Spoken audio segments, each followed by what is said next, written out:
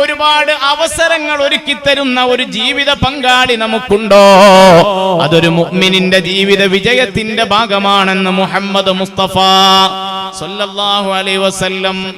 നല്ല സ്വാലിഹായ ഭാര്യ, അതുപോലെ തന്നെ ഒരു പെണ്ണിനെ സംബന്ധിച്ചിടത്തോളം അവളുടെ ജീവിത വിജയത്തിന്റെ അടയാളമാണ് ഒരു സ്വാലിഹായ ഭർത്താവ്. അങ്ങോട്ടും ഇങ്ങോട്ടും ഉണ്ട്. ഇതൊരു വഴി മാത്രമല്ല, വൺ വേ അല്ല, ഇത് ടു വേ ആണ്, അങ്ങോട്ടും ഇങ്ങോട്ടുള്ളതാണ്.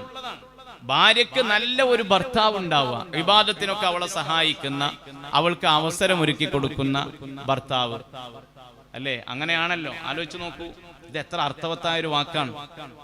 ഹബീബായ റസൂലുള്ളാഹി സ്വല്ലല്ലാഹു അലൈഹി വസല്ലം തങ്ങൾ പറഞ്ഞില്ലേ, നിങ്ങൾ വിവാഹം കഴിക്കണം, വിവാഹം കഴിച്ചാൽ നിങ്ങളുടെ ദീനിന്റെ 2/3 ഭാഗവും സംരക്ഷിച്ചു എന്ന് പറഞ്ഞതിന്റെ അർത്ഥം എന്താ?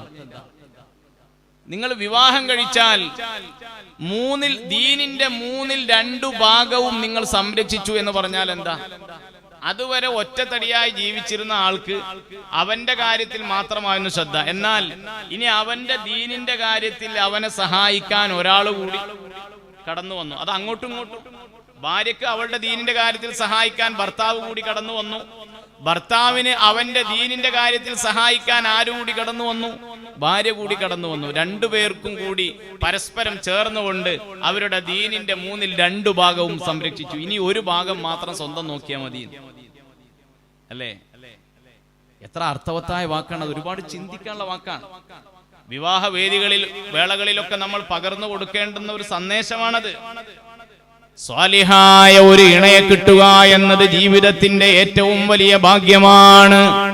മഹാനായ ദാവൂദ് നബി അലൈഹിസ്സലാത്തു വസ്സലാം അല്ലാഹുവിനോട് ദുആ ചെയ്തത് ഹദീസിൽ കാണാം.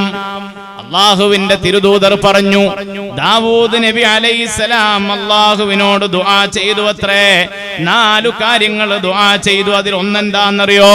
അല്ലാഹുവേ, നരബാധിക്കുന്ന പ്രായമാകുന്നതിന് മുമ്പ് ഞാൻ നരബാധിച്ചു പോകുന്ന വിധത്തിൽ എനിക്ക് ലഭിക്കുന്ന ഭാര്യയെ തൊട്ട് കാവൽ തേടുന്നു അല്ലാ. വല്ലാത്തൊരു പ്രാർത്ഥനയായിരുന്നു.